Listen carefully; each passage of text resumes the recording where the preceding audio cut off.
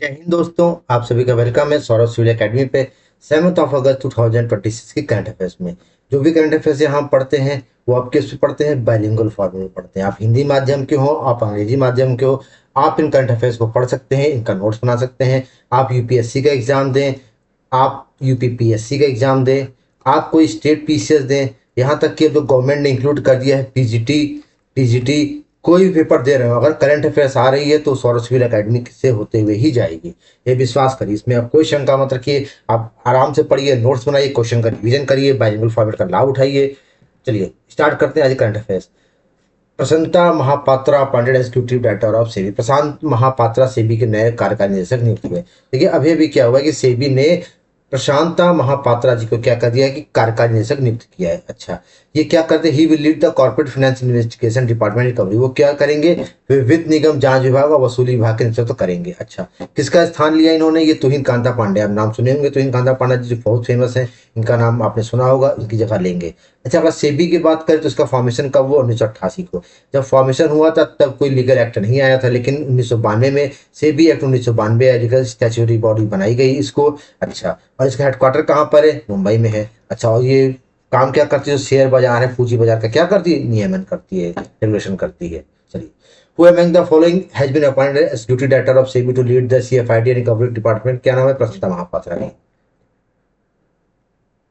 Consider the following statement regarding the SEBI. SEBI was initially establish as statutory body in 1998। क्या कह रहा है कि स्टैचुरी बॉडी बनी 1988 को? बिल्कुल गलत बात है, स्टैचुरी बॉडी तो बनी ही नहीं 1988 को।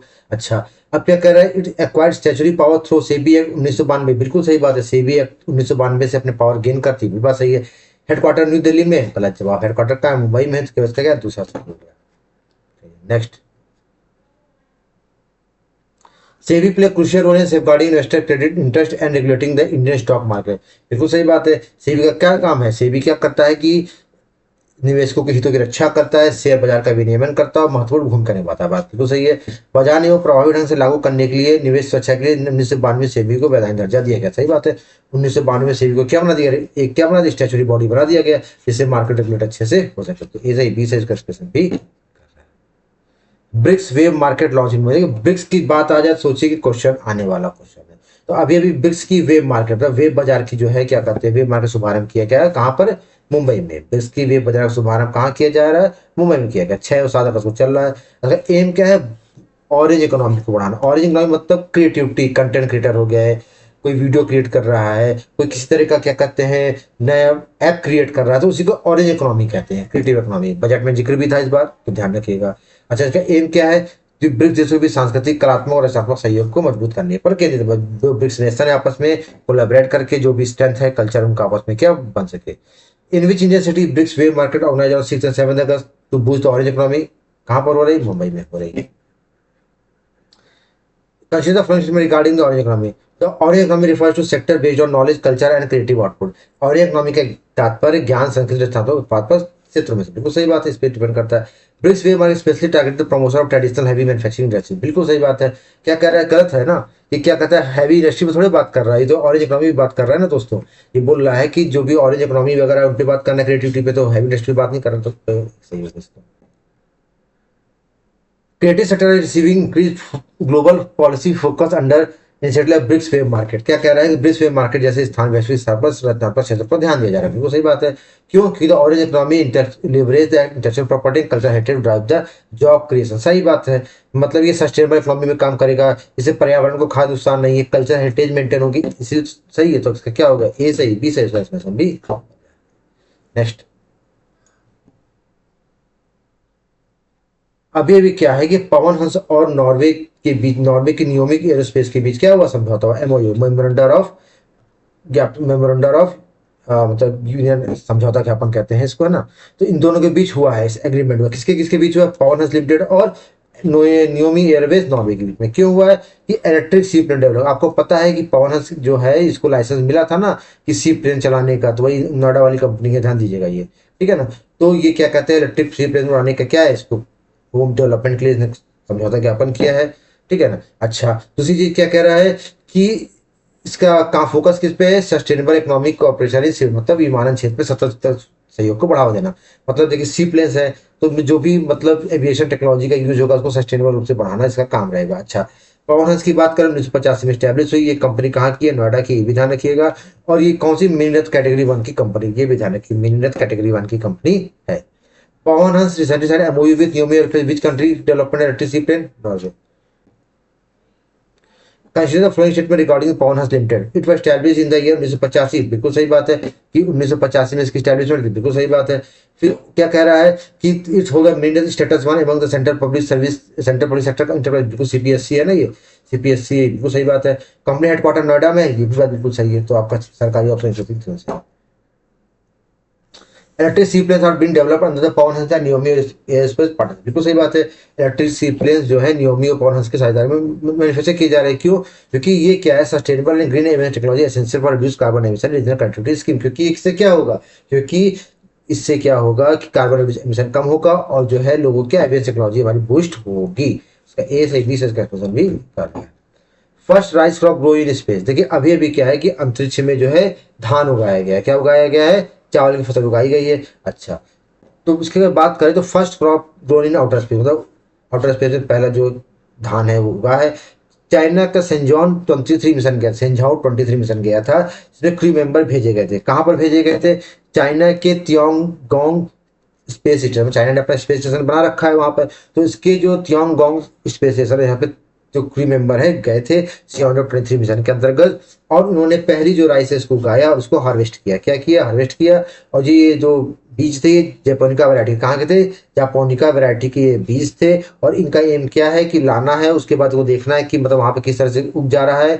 और मेनली क्या काम रहेगा कि जैसे मान लीजिए कोई स्पेस पे जाता है तो उसके रहने खाने की व्यवस्था करनी पड़ती है, यहाँ से रसद जाती है, मतलब राशन वगैरह जाता है, तो वहीं से गेन हो सके, यही काम इसका रहेगा मेनली। स्पेस में उगेगा तो जो भी खाने पीने की दिक्कत है वो नहीं आएगी स्पेस में। चलिए, which rice variety has been successfully grown and harvested abroad China Cheongqing station? कौन सी? जापान का वैरायटी। ये चीज याद रखिएगा वैरायटी कौन सी है। Consider the following statement regarding the following. चाइना's stone harvested rice on Tiangong space station during the Shenzhou 23 mission, बिल्कुल सही बात है। चाइना के अंतरिक्ष यात्री ने शियनझाओ 23 मिशन के तहत तियांगोंग स्टेशन पर चावल की कढ़ाई की, बिल्कुल सही बात है। The main goal of experiment to produce biofuel for space run, नहीं बायोफ्यूल थोड़े, ये तो काम इसका क्या है कि केवल जो भी अंतरिक्ष सटल मतलब अंतरिक्ष लोग जाते हैं खाने पीने की व्यवस्था करना, इसका केवल पहला सही है। Cultivating crop like rice in space station laboratory is critical for long duration deep space mission, बिल्कुल सही बात है। क्या कह रहा है कि दीर्घकालिक अंतरिक्ष अभियानों के लिए प्रयोगशाला में चावल की जैसी फसली खेती महत्वपूर्ण है, क्योंकि फूड सामग्री मिलती रहेगी। क्यों? Biological life support system reduce the reliance on supply of milk supply mineral from earth, बिल्कुल सही बात है। जो अर्थ सप्लाई जाती है इसको क्या करेगा? रिड्यूस करेगा। तो ए से बी से इसका क्वेश्चन भी। ऑपरेशन त्रिशूल, देखिए अभी भी क्या है कि भारत सरकार ने एक ऑपरेशन चलाया था। कब चलाया था? 2019 में चलाया था। कब चलाया था? 2019 चलाया था, जिसमें क्या है पीआईबी से न्यूज आई थी कि 274 भगोड़ों को 36 देशों से वापस लाएगा। जो भगोड़ों का पैसा चले के भागे नीरव मोदी जैसे लोग, तो वैसे ही भगोड़ों को क्या किया है? 36 देशों से वापस लाया है। अच्छा, क्या किया है? तो जैसे कोई आतंकवादी टाइप का हो, कोई नार्को आतंकवादी गंभीर अपराधों में संलिप्त भगोड़े हैं, उन सबको मतलब क्या भारत लाया गया है। और इसमें इंटरपोल की मदद ली गई है, इंटरनेशनल पुलिस मतलब, और सैटेलाइट टेक्नोलॉजी सबकी मदद से इनको क्या किया गया है? भारत लाया गया है। Under operation Trishul how many fugitive have successful extradited brought back from India? कितने भगोड़ों को भारत लाया गया? कितने? 274 भगोड़ों को। नेक्स्ट क्या कह रहा है?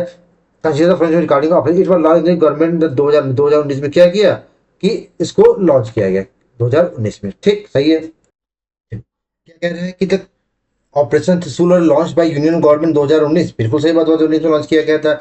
It focus on bringing economic and terror fugitive using Interpol and satellite intelligence, बिल्कुल सही बात है। क्या कहते हैं उसका यूज करके, क्या कहते हैं इंटरपोल का और सैटेलाइट इंटेलिजेंस का यूज करके उनको वापस लाया गया, बिल्कुल सही बात है। Operation significantly enhance the Indian capacity in tracking and extraditing high profile criminal fugitive across border, बिल्कुल सही बात है। जो भगोड़े मतलब देश दुनिया छोड़ के भाग जाते, देश दुनिया नहीं मतलब देश छोड़ के भाग जाते हैं, दूसरे देशों में रहते हैं, उनको बुलाया गया है। क्यों?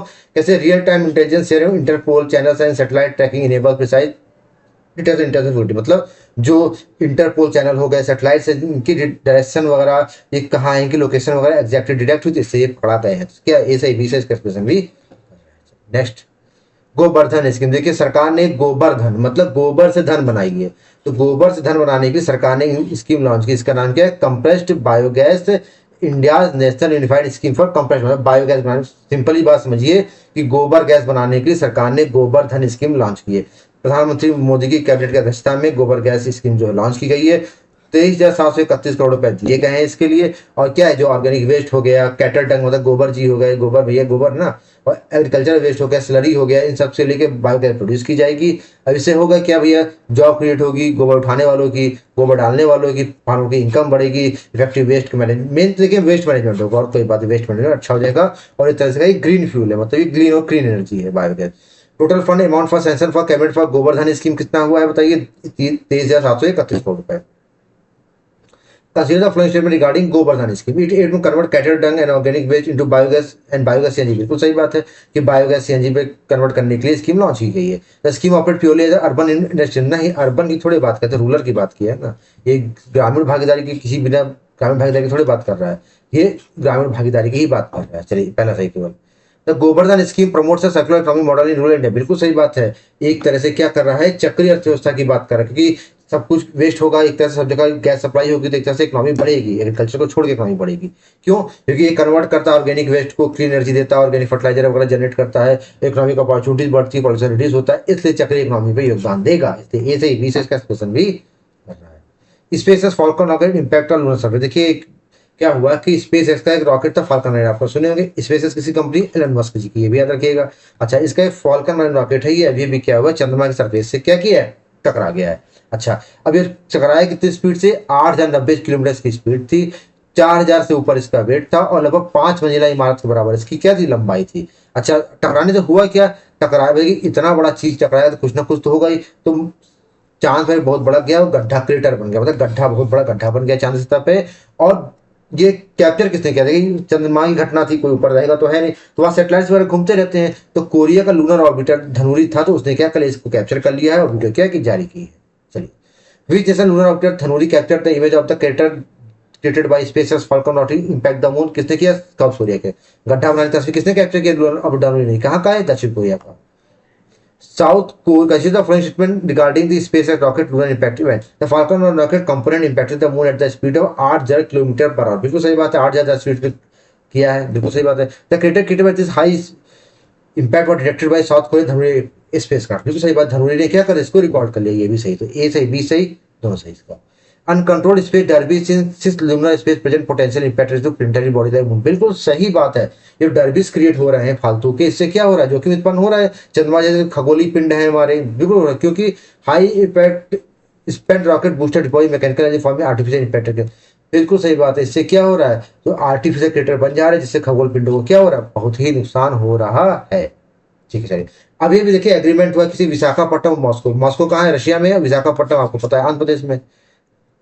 एग्रीमेंट किसी कहाँ पे साइन हुआ है, ये हुआ है मॉस्को में, एग्रीमेंट साइन हुआ है, किसके किसके बीच, विशाखापट्टनम और मॉस्को के बीच में। अच्छा, क्यों हुआ है, क्योंकि वो कम करने के लिए, क्या करने के लिए, ट्रैफिक कंजेशन को कम करने के लिए। ठीक, मतलब अब सोचिए यही मीटिंग ट्रैफिक मीटिंग, क्योंकि क्या था कि साउथ क्या कहते हैं, ट्रैफिक कंजेशन कम करना, क्लीन फ्यूल, मतलब ट्रैफिक कम होगा, फ्यूल कम जलेगा, और क्लीन फ्यूल रहेगा, ऊपर से बैटरी चलित वाहन हो गए, सीएनजी चलित वाहन हो गए, तो इससे प्रदूषण भी कम होगा। तो इसके जो एमओयू साइन हुआ कहाँ पर हुआ है, ये हुआ 5th इंटरनेशनल ट्रांसपोर्ट समिट चल रही थी मॉस्को, वहीं पे हुआ है, किसके किसके बीच, विशाखापट्टनम और मॉस्को के बीच में। ध्यान रखिएगा, बिल्कुल ध्यान रखिएगा। Visakhapatnam side an agreement for small mobility and clean urban transport with which world capital at the 5th international transport summit, कहाँ पर हो, ट्रांसपोर्ट समिट में किया, साइन किया, मॉस्को में हो रही है।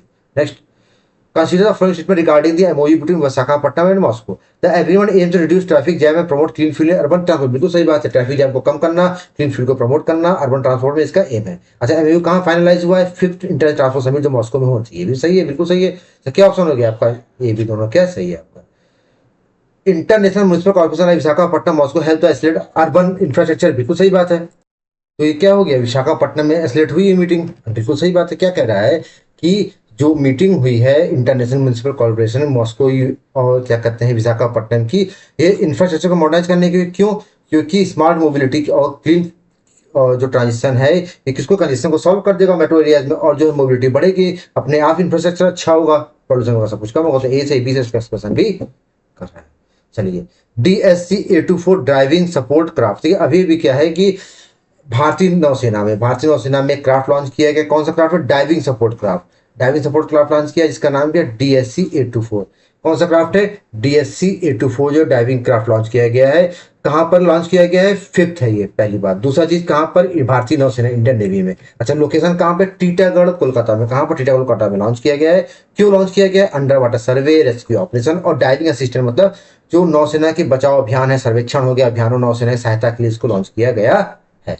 चलिए नेक्स्ट क्वेश्चन करिए related. Where the fifth diving support aircraft DSC for Indian Navy launch, कहाँ लॉन्च किया गया इसको? टीटागढ़, कोलकाता में। Consider the following statement regarding DSC-824, it is a diving support craft build under water search rescue survey operation. बिल्कुल सही बात है, under water search operation rescue इनके लॉन्च किया गया है। It is fifth vessel class commission launch for the Indian navy. बिल्कुल सही बात है, पांचवा वेसल है जो भारतीय नौसेना में कमीशन है। इसका सी ऑप्शन सही हो गया, एक और दोनों। चलिए नेक्स्ट, ऐसा सही है।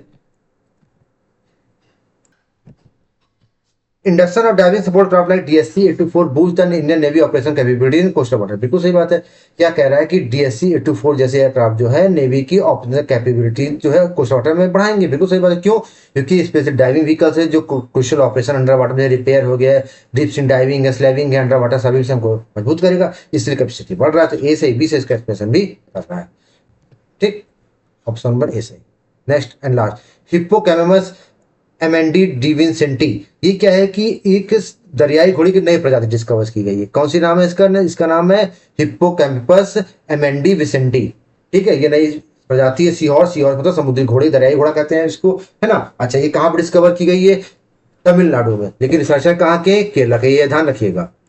तो ये प्रजाति डिस्कवर की गई है। अच्छा, डिस्कवर कहाँ की गई है? केरला में, सॉरी तमिलनाडु में, तुतिकोरिन में। लेकिन डिस्कवर किसके द्वारा किया गया? रिसर्चर जो केरला के, उन्होंने डिस्कवर किया है तुतिकोरिन, तमिलनाडु में। अच्छा, इसकी खासियत क्या है कि इसके बॉडी में कांटेदार बॉडी है, स्पाइक बॉडी में कांटे बने हुए हैं। और इसका जो नाम लिखा गया, अमंडा विंसेंट, जो मतलब रिनोस मैरीन साइंटिस्ट थे, इनके नाम पे इसका नाम लिखा गया है। अमंडा विंसेंट के नाम पे इसका नाम क्या किया गया? अमंडा विसेंटी किया गया है। इसका नाम ध्यान रखिए, हिप्पोकैम्पस का नाम है, ये बात बिल्कुल ध्यान रखिएगा। चलिए, the newly discovered seahorse species Hippocampus एमेंटा डिसेंटी was found in which of the coastal region, कहां पर पाई गई है? तुतिकोरिन, तमिलनाडु। ध्यान रखिएगा, बहुत बड़ा डिस्कवर किसने किया? केरला के डिस्कवर्स ने, रिसर्चर ने। Consider the following regarding the Hippocampus अमन्ना विसेंटी, it is a new sea horse species characterised by unique body spines. बिल्कुल सही बात है, इसकी बॉडी में क्या है? कांटे, इनको ऐसे आइडेंटिफाई किया गया है। It was identified researcher from Kerala of Tuticorin, Kerala के रिसर्चर ने तुतिकोरिन कोस्ट पे जो तमिलनाडु में आइडेंटिफाई किया है। इसका नाम जो है स्पेशल मैरीन साइंटिस्ट जो है, नाम चीन मैरीन साइंटिस्ट अमंडा विसेंट के नाम पे किया गया। भी सही बात, तो ऑप्शन नंबर डी सही हो गया। Marine biodiversity survey continuing along the Indian coast contribute reveal previously in described species like hippo मंडा विसेंटी। बिल्कुल सही बात है, भारतीय तट पर समुद्री जीव विविधता सर्वेक्षण द्वारा नई प्रजाति खोज खुलासा करें। बिल्कुल सही बात है। क्यों? क्योंकि इससे marine ecosystem coastal zone face heavy ecological pressure, necessity baseline conservation, taxonomy for conservation. इससे क्या होगा? जो सामना कर रहा है, मतलब जो सामना कर रहा है इकोलॉजिकल प्रेशर का, नेसेसिटी बेसलाइन, टेक्सोनॉमी, इनके कंजर्व हो सकेगी। बात बिल्कुल सही, लेकिन एक्सप्रेशन थोड़ी कर रहा है, इसलिए अमंडा का डिस्कवर हो गया। एक्सप्रेशन नहीं कर रहा ना, तो ए सही बी सही, लेकिन एक्सप्रेशन नहीं कर रहा है। चलिए, तो इस तरह से हमने आज करंट अफेयर्स कंप्लीट किए। कल के करंट अफेयर्स फिर आपको इसी टाइम पे मिलेंगे, है ना। और आप लोग पढ़िए, नोट्स बनाइए, क्योंकि बिना नोट्स बनाए सेशन नहीं होगा। बाहर इससे कुछ नहीं आने वाला है, बस आप लोग पढ़ते रहिए, नोट्स बनाते रहिए। वीडियो अच्छी लगे तो लाइक करिए, चैनल को सब्सक्राइब करिए। मिलते हैं कल के लेक्चर में, तब तक के लिए जय हिंद, जय भारत।